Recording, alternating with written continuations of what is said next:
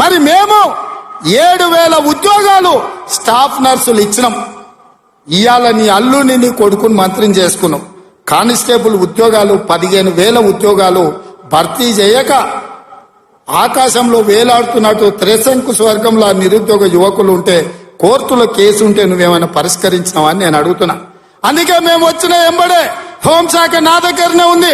డీజీపీని ఇతర అధికారులను పిలిచి సమీక్షించి వేలాది మంది నిరుద్యోగ యువకులు ఈ రోజు నిరుద్యోగులుగా అమీర్పేటలో లేకపోతే అశోక్ నగర్ చౌరస్తాల్లో దిల్సు నగర్ చౌరస్తాల్లో ఇంటికెళ్లి తల్లిదండ్రులకు మొహం చూయించుకోలేక నిస్సారంగా జీవితం గడుపుతున్నారు.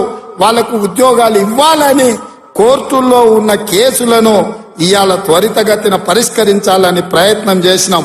నువ్వు ఎంత అడ్డం పడ్డా, నువ్వు ఎంత గగ్గోలు పెట్టినా, బిల్లా రంగాలు మమ్మల్ని ఎన్ని శాపనార్థాలు పెట్టినా 15 రోజుల్లో 15,000 కానిస్టేబుల్ పోస్టులు భర్తీ చేసే బాధ్యత,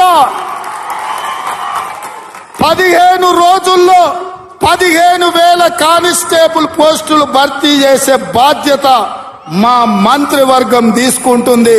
మాది బాధ్యత అని చెప్పి నేను ఈ వేదిక మీద నుంచి మాట ఇస్తున్న మిత్రులారా, ఈరోజు తెలంగాణ సమాజం ఆలోచన చెయ్యండి.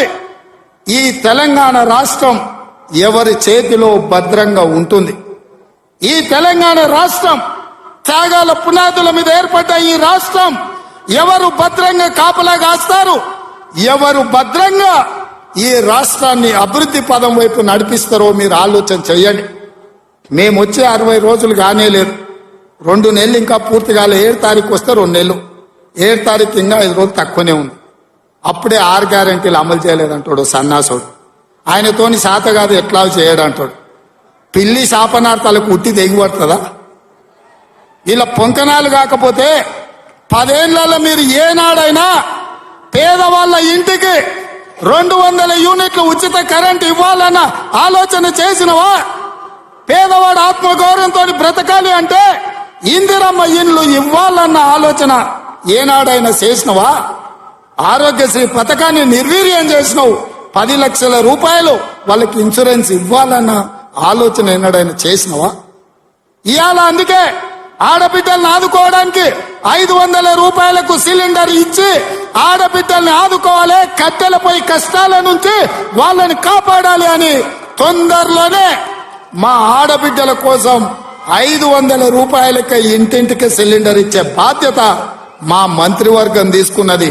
1,00,000 మంది ఆడబిడ్డలతోని ప్రియాంక గాంధీ గారిని రప్పించి 1,00,000 మంది ఆడబిడ్డల సమక్షంలో సిలిండర్ 500 రూపాయల కార్యక్రమాన్ని తొందరలోనే మీ ప్రభుత్వం మన ప్రభుత్వం తీసుకోబోతుంది అని చెప్పి మా మిత్రులందరికీ నేను చెప్పదలుచుకున్నా.